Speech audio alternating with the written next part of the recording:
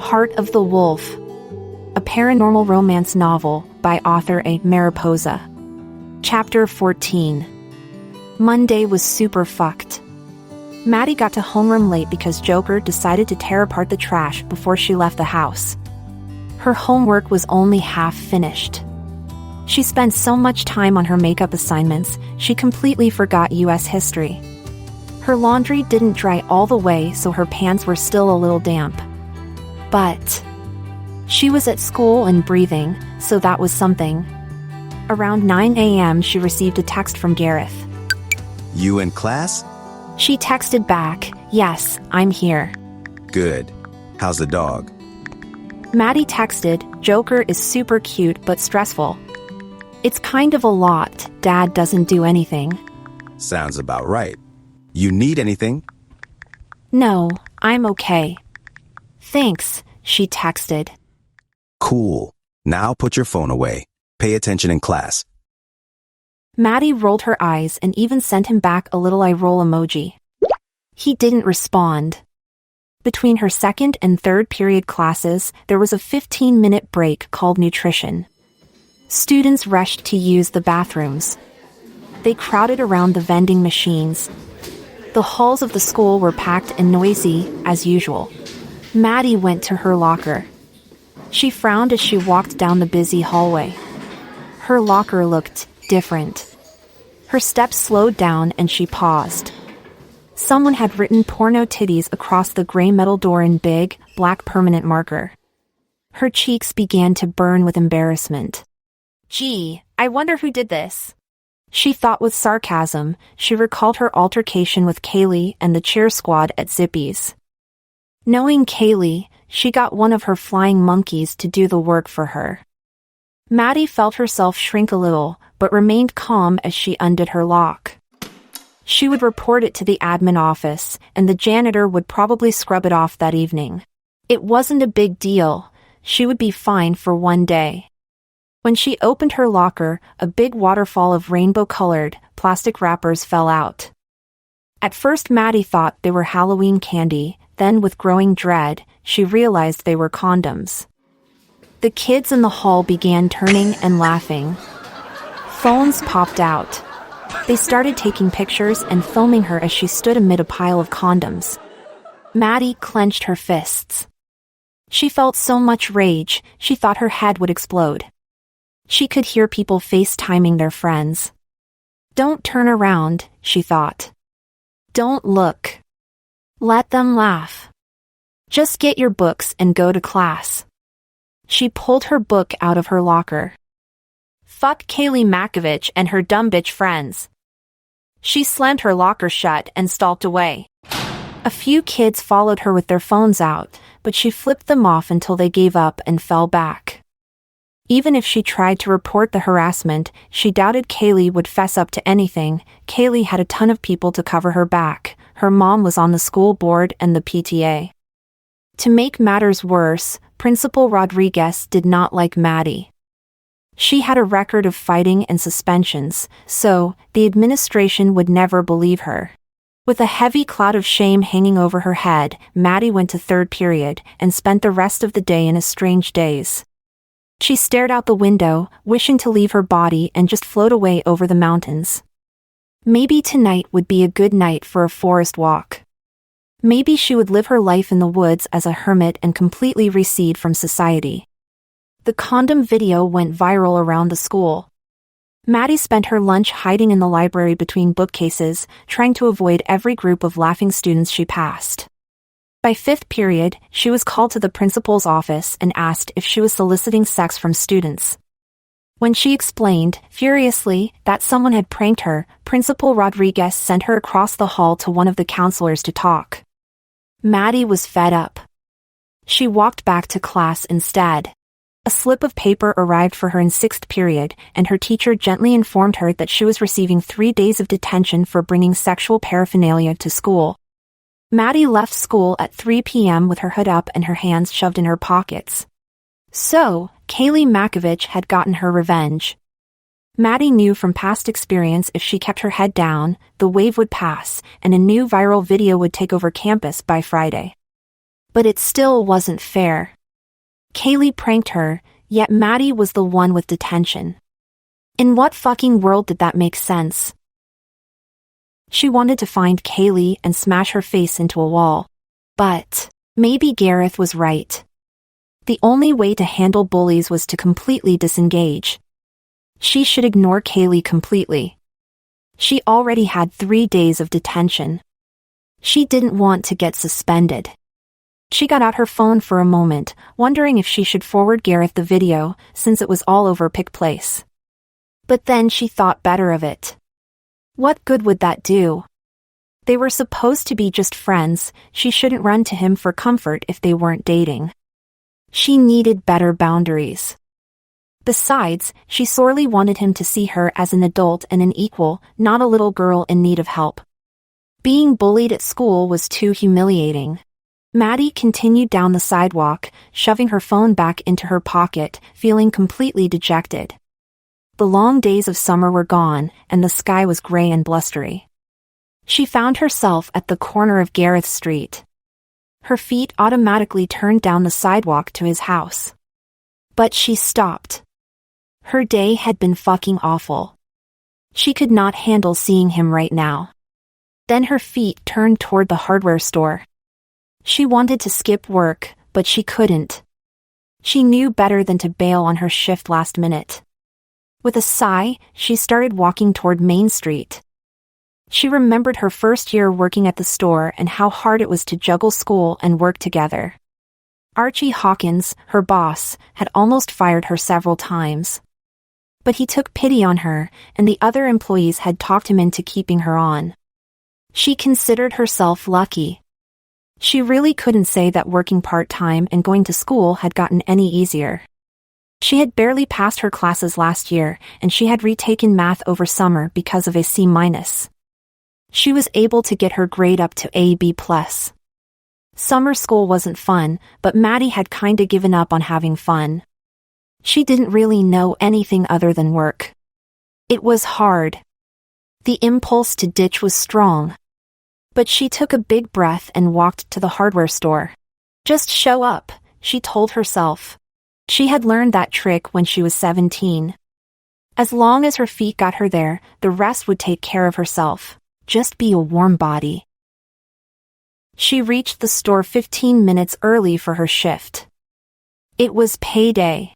Right, money. She changed course halfway across the parking lot and headed for the building next door. Next to the hardware store was a thrift shop called Calico's Vintage Gifts with a studio apartment on the second floor. Archie Hawkins, the owner of the hardware store, rented out the little apartment as his office. Maddy climbed a wooden staircase at the back of the thrift shop to the second story. The blinds were pulled over the windows, but she could see a yellow glow from inside. She knocked. Archie's secretary/HR manager/accountant opened the door. Sarah was another redhead in Black River. Maddy felt a vague sense of kinship with her, even though Sarah was twice her age and a mom of 3 young boys. She wore a maroon knit turtleneck sweater and a pair of tight jeans. She looked tired. Behind her was a big square room with basic tan carpet. It smelled like Clorox wipes. The chemical smell seemed extra strong today and tickled Maddy's nose unpleasantly. Long IKEA desks lined one wall with 3 different computer monitors. The other wall was filled floor to ceiling with filing cabinets and bins of office supplies. A half-open door led to a small bathroom. I was wondering if you'd come in today. Are you feeling better, sweetie? Yeah, doing a lot better, Maddy sorta lied. I can't believe your house got broken into and it was on the news. So scary you were a missing person for a bit. We were all pretty worried. It's all the girls downstairs would talk about. So what happened? Maddy paused. Memories of the break-in still left her a little shaky, though now she mostly felt numb about it, almost like remembering an out-of-body experience. Sarah waited for her to talk with wide, curious eyes. It was intense, Maddy finally said. Some guys broke into my house in the middle of the night. I got out though. I spent the night at a friend's place after. That's good. Like I said, we were so relieved to hear you were safe. So I just have to ask, It sounds so outlandish. Did the thieves really get attacked by a wolf? Maddy winced. Everyone she knew at school kept asking her the same question. She tried not to think of the terrifying growl in the dark and the sound of ripping flesh, screams and gunshots. I don't know if it was a wolf, but yeah, the cops told me they found bodies in the woods. They were attacked by an animal. That's pretty unbelievable. And sad. There's an alert out for wolf sightings, so they must be pretty set on it. Really? Yeah. I've been listening to the radio nonstop. I'm a bit of a wolf activist myself. They are still under federal protection in most areas. I didn't realize they had released them this far east. Or maybe they escaped from a nature preserve. Anyway, it's a little scary. A lot of hiking trails are being closed until they catch the animal, and local animal control is saying we should report anything we see. So be careful walking around, okay? Yeah, definitely. I will. Maddy thought of the big black beast she had encountered last Saturday. How it appeared like a ghost out of the forest, walking in complete silence. How it came forward and sniffed her face. Should she report it? As frightening as the wolf looked, it was a beautiful creature. It led her back to the trailer when she was lost. For some reason, she felt a strange sense of loyalty to the animal. If that was the same monster who had killed those men, then it had saved her life. No, she would keep that to herself. Sarah pulled Maddy's check out of a small stack next to the door. We gotta get you set up with direct deposit. Printing checks is getting expensive. Thanks, Sarah. I'll do that next time. Sure thing, hun. That's what they always say. Drop in whenever you have time and bring your routing and account numbers. Anyway, have a good shift. Maddy ran back down the wooden stairs, the paper envelope clutched in hand. A chill, moist wind blew past her off the mountain. A shower of red leaves fell on the cement as she crossed the parking lot. Patchy clouds filled the butternut orange sky. It felt like autumn. She had a sudden craving for a warm cup of cinnamon tea. She entered through the loading bay of the warehouse at the back of the hardware store. From there, she went into the break room. She checked the schedule and sighed. Ugh. She was covering the returns counter. She groaned. She just wanted to turn off her brain and stock shelves. Gabby and Marciela, her coworkers, were both on break. They were sorting through 2 different tubs of Halloween decorations. She overheard Marciela speaking in her cute, lilting accent. We need new stuff, Gabby. These pumpkin lights are 20 years old. Everything in the box stinks funny. Yeah, you're right. What is that smell? This fake tombstone is kind of sticky. All right, I'll see what I have in my garage. Oh hey Maddy. Ay chica, I'm so glad to see you safe and sound. Yeah, Gabby? Marciela rushed forward and wrapped Maddy in a big hug. Gabby joined her a minute later. That's right, kiddo.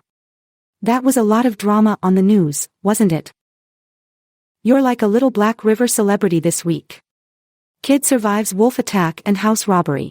Good to see you all in one piece. Gabby was a 50-something mom with a blonde perm.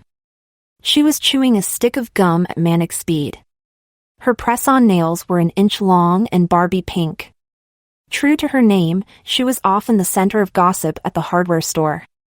She also liked to give well-intentioned but screwball advice.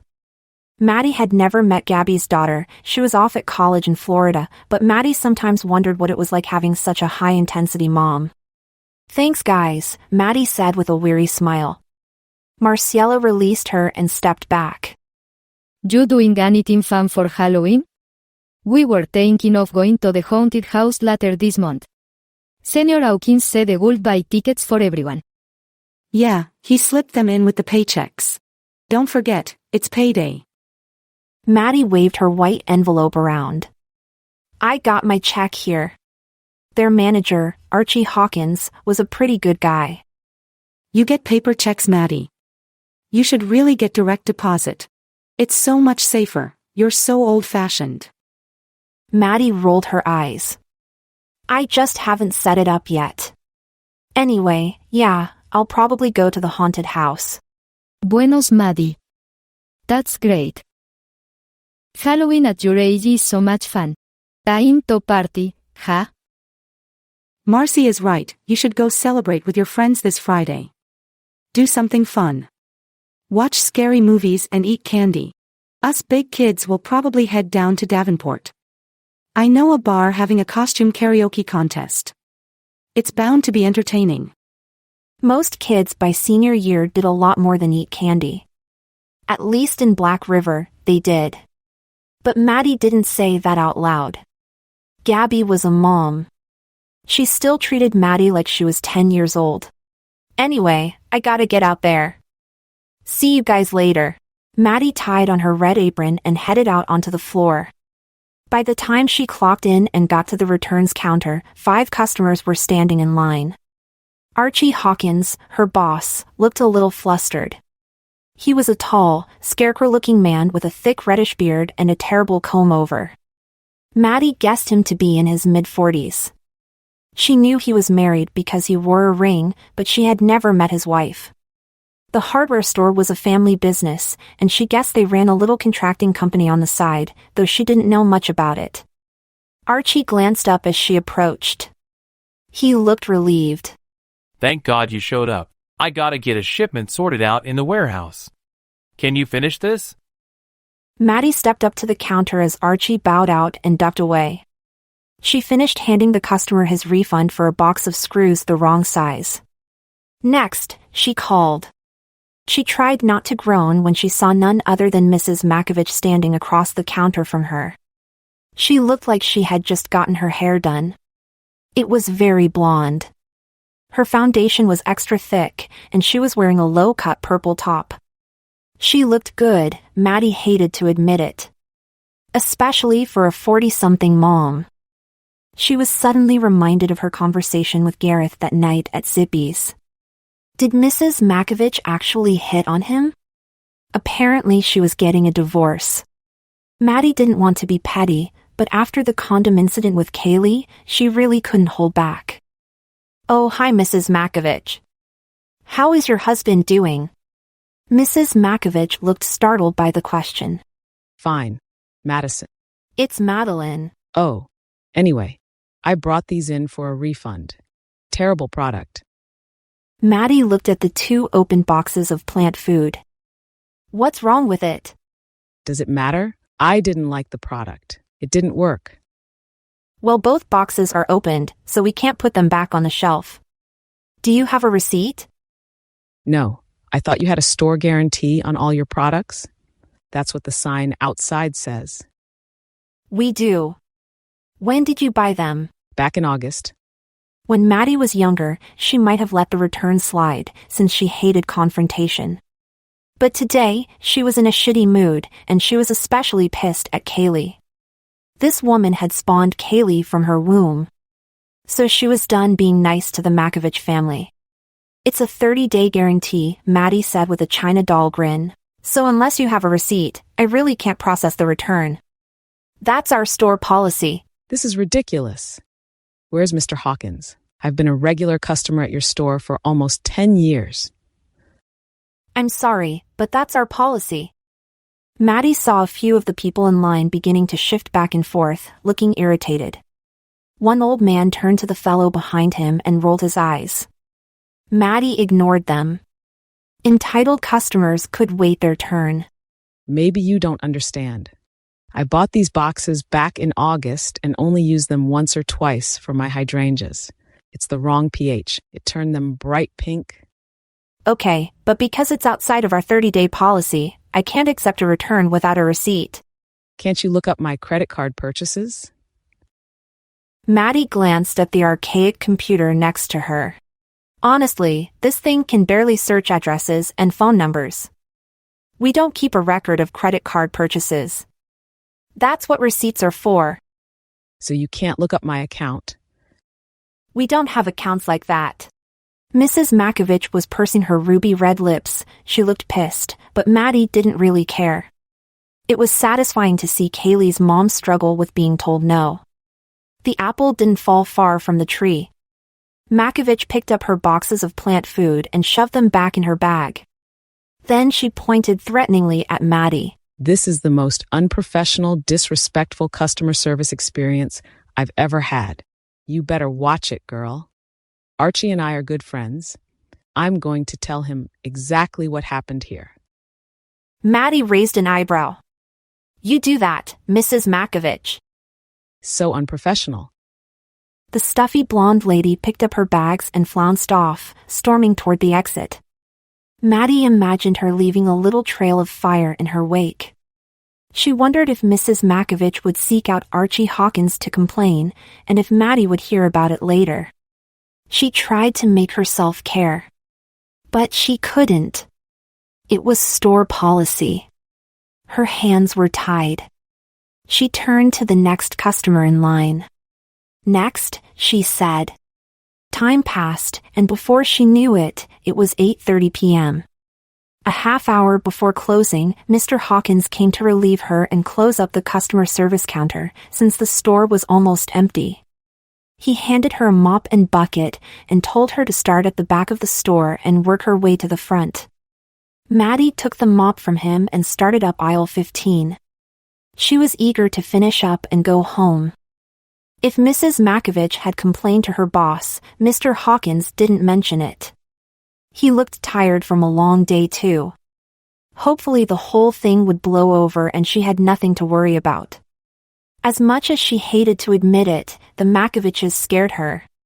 It seemed like they wielded some strange power over the town. It was probably their money that gave them so much influence. She remembered hearing from somewhere that Mr. Makovich owned part of Main Street. Maddy was starting on the second aisle, sliding her wet mop back and forth across the speckled white linoleum tiles, when she heard someone clear their throat behind her. She looked up, surprised to see Vin standing in the aisle. She recognized his black beanie and soul patch. "Oh hey," she said, a little startled. Hey, I didn't know you worked here. Yeah. That's cool. So do you know where the ant spray is? It's down aisle 7. Here, let me show you. It's all right, I can find it. You look busy.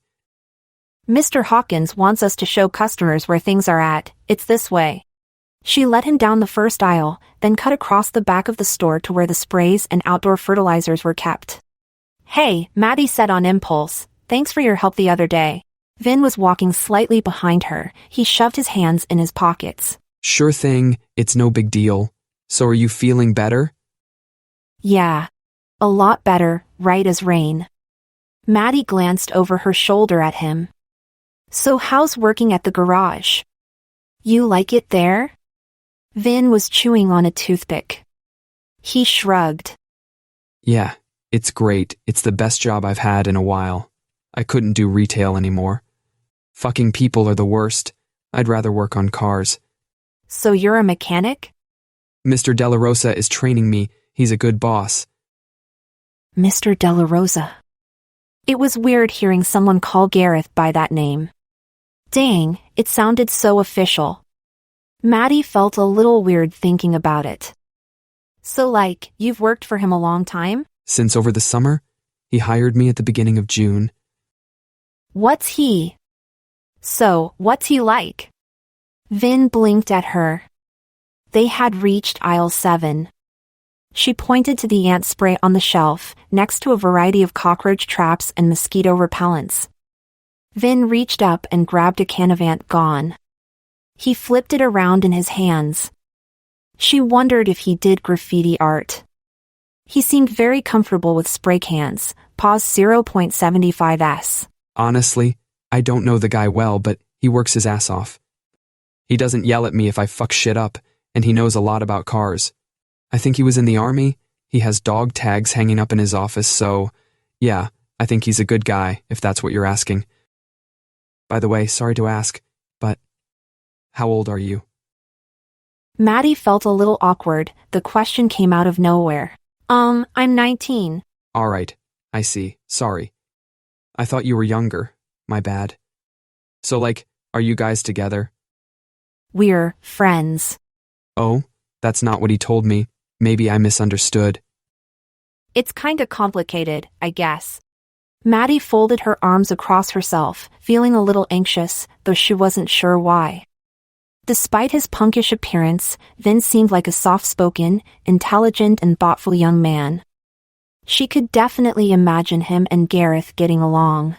Vin scratched the back of his head. Well, I gotta get going, but for what it's worth, I think he's really into you. He was really worried when you fainted back at the garage. Thanks. I hope you guys work it out, whatever it is. Anyway, I'll see you around. Maddy watched Vin walk away down the aisle. Something about him kinda reminded her of B, though she wasn't sure why. Maybe their sense of style? She shrugged it off and went back for her mop.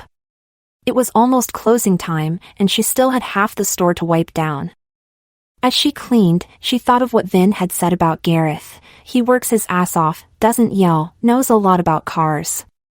It made her feel a little bit better, hearing Vin's perspective. It was reassuring, especially after Dean spouted all that bullshit about teen pussy. Her stepdad's words still made her cringe. Guys his age only want one thing. Trust me, it's not your brain. She knew Gareth wasn't like that, but her stepdad had a way of undermining her self-esteem and making her question her version of reality. Vin's opinion gave her an outsider's perspective. Her suspicions were confirmed. She could tell Vin really liked his boss, Mr. Delarosa. She blushed. It sounded so official. Did that mean, if they got married, she would become Mrs. Delarosa? Oh God, it was way too early to be thinking about that. Still, she felt her toes curl just a little.